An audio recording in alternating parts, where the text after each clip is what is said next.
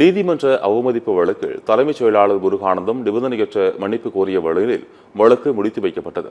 அரசு பணியில் இருப்பவர்கள் பணிக்காலத்தில் உயிரிழந்தால் அவர்களது குடும்பத்தில் ஒருவருக்கு கருணை அடிப்படையில் பணி வழங்கப்படுகிறது.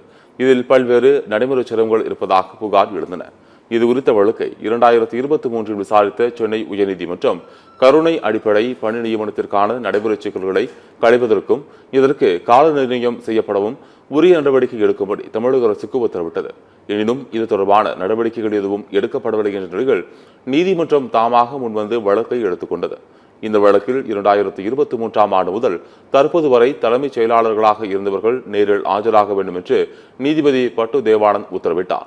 இன்று வழக்கு விசாரணைக்கு வந்த நடிகர் தற்போதைய தலைமைச் செயலாளர் முருகானந்தம், முன்னாள் தலைமைச் செயலாளர் சிவ்தாஸ் மீனா ஆகியோர் நீதிமன்றத்தில் ஆஜராகினர். அப்போது இருவரும் நிபந்தனையற்ற மன்னிப்பு கோரிய மனு ஏற்கப்பட்டது. இதனைத் தொடர்ந்து நீதிமன்ற அவமதிப்பு வழக்கு முடித்து வைக்கப்பட்டது.